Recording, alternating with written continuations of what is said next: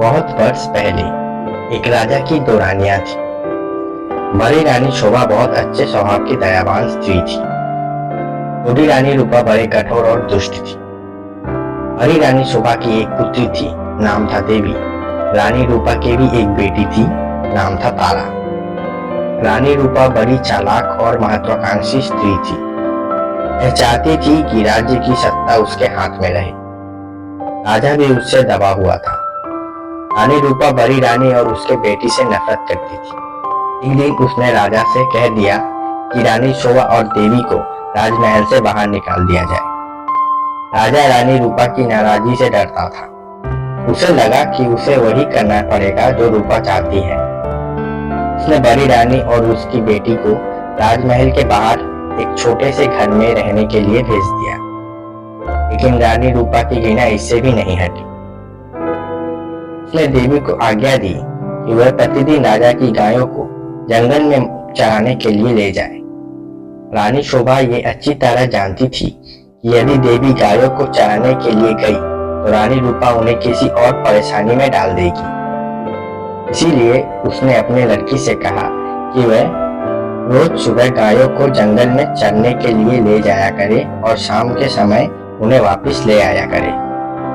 देवी को अपनी माँ का कहना तो मानना ही था, इसलिए वह रोज सुबह गायों को जंगल में ले जाती। एक शाम जब वह जंगल से घर लौट रही थी तो उसे अपने पीछे एक धीमी सी आवाज सुनाई दी, देवी, देवी, क्या तुम मुझसे विवाह करोगी? जितनी जल्दी हो सका उसने गायों को घर की ओर हाँका। दूसरे दिन भी जब वो घर लौट रही थी उसने वही आवाज सुनी।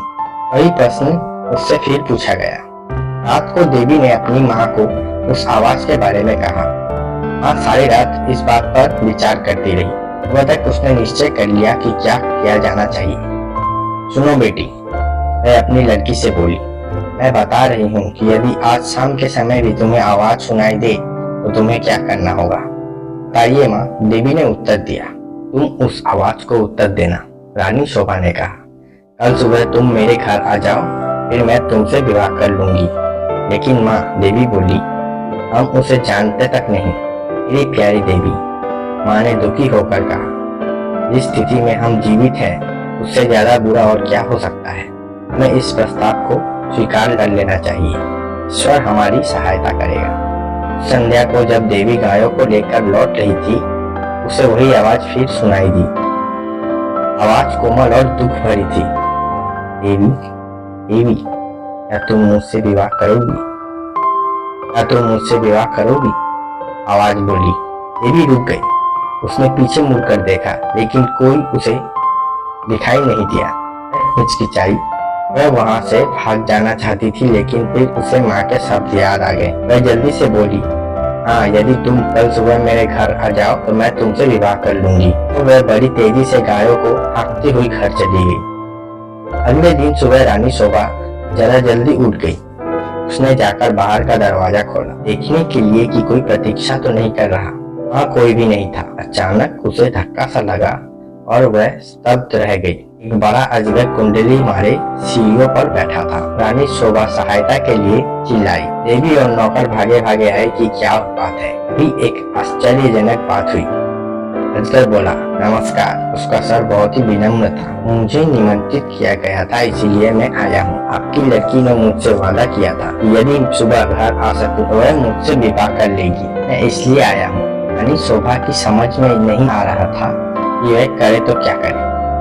उसे तो यही आशा थी कि किसी दिन कोई सुंदर नौजवान उसकी लड़की से विवाह करने आए। उसने ये कभी नहीं सोचा था कि वह अजगर होगा। एक नौकर भागकर रानी रूपा के पास गया और उसने सारी घटना बतला दी। रानी यह सुनकर प्रसन्न हुई। वह उसी समय अपने नौकरों के साथ रानी शोभा के घर गई। यदि राजकुमारी देवी ने किसी के साथ विवाह का वादा किया है तो उसे अपना वादा अवश्य निभाना चाहिए। रानी होने के कारण ये देखना मेरा कर्तव्य है कि वह अपना वादा पूरा करे। उसी दिन विवाह हो गया। रानी शोभा और देवी के लिए ये कोई प्रसन्नता का समय नहीं था, लेकिन इतने दुर्भाग्य सहने के बाद ये किसी भी प्रकार की विपत्ति का सामना करने को तैयार। विवाह के पश्चात अजगर अपनी पत्नी के साथ उसके कमरे में गया। सारी रात रानी शोभा ने प्रार्थना करते हुए बिताई कि उसके बच्चे ठीक ठाक रहे। दूसरे दिन बड़े सवेरे उसने देवी के कमरे का दरवाजा खटखटाया। एक सुंदर नवयुवक ने दरवाजा खोला। देवी उसके पीछे खड़ी थी। मैं आपको कह नहीं सकता कि मेरी जान बचाने के लिए मैं आपका और देवी का कितना आभारी हूँ। वह नवयुवक बोला, मैं एक श्राप के कारण अजगर बन गया था। वन देवता मुझसे क्रुद्ध थे और उन्होंने मुझे अजगर बना दिया। बाद में उन्हें अपनी कन्नी पर दुख हुआ। अब उन्होंने कहा कि यदि कोई राजकुमारी मुझसे विवाह कर लेगी तो मैं फिर से मनुष्य बन जाऊंगा। और अब देवी ने मुझसे विवाह कर लिया है। मेरा शाप उतर गया है। मैं फिर कभी अजगर नहीं बनूंगा। रानी शोभा बहुत प्रसन्न हुई। वह अपनी लड़की और दामाद को राजा से मिलाने के लिए ले गई। ये बड़ी विचित्र घटना थी। चारों ओर से लोग इस विचित्र नवयुवक को देखने राजमहल में आने लगे। सभी उत्सुक थे सिवाय रानी रूपा के। रानी रूपा बहुत गुस्से में थी। उसने झल्लाते और खींचते हुए अपने आप को कमरे में बंद कर लिया। देवी का भाग्य उसे देखा नहीं जा रहा था। वह चाहती थी कि उसकी बेटी तारा भी ऐसी भाग्यशाली बने। आखिरकार उसे एक युक्ति सूझी। उसने अपनी लड़की को बुलाया। देवी का विवाह तो हो गया है, वह बोली, इसलिए गायों को जंगल में चराने के लिए तुम ले जाया करो। नहीं, तारा चीख कर बोली, तुम्हें नौकर है तो फिर मैं क्यों गाय चराने जाऊं? ये मेरी आज्ञा है। रानी क्रुद्ध होकर बोली, एक बात और भी सुन लो, यदि जंगल में कोई तुम्हें विवाह का प्रस्ताव करे तो तत्काल कह देना कि तुम विवाह के लिए राजी हो। यदि वह अगले दिन सुबह हमारे घर आ जाए। तारा माँ की इस योजना से भयभीत हो गई। वह गायों को जंगल में नहीं ले जाना चाहती थी। वह खूब रोई, लेकिन रानी फिर भी नहीं पिघली। तारा को उसकी आज्ञा माननी पड़ी। तारा रोज सुबह गायों को जंगल में चराने के लिए ले जाती और फिर शाम के समय वापस ले आती। लेकिन उसने एक बार भी जंगल में किसी तरह की आवाज नहीं सुनी। तो ये कह रही हो, क्या तुम मुझसे विवाह करोगी? फिर भी रानी निराश नहीं हुई। जंगल में कोई अजगर तो था नहीं जो तारा से विवाह का प्रस्ताव करता। इसीलिए उसने खुद अजगर ढूंढने का निश्चय लिया। उसने अपने नौकरों को एक अजगर लाने की आज्ञा दी। बहुत खोज करने के बाद काफी दिनों पश्चात उन्हें एक बहुत बड़ा अजगर मिला। उसे पकड़ वे राजमहल में ले आए। आखिरकार रानी का अभिप्राय पूरा हो गया और उसने तारा का विवाह उस अजगर से कर दिया। अब रानी को संतोष हुआ। विवाह की रात तारा तथा अजगर को एक कमरे में बंद कर दिया गया। रानी आदित्य से सुबह की प्रतीक्षा कर रही थी। रानी रूपा ने सवेरे सवेरे ही लड़की के कमरे का दरवाजा खटखटाया, लेकिन कोई उत्तर न मिला।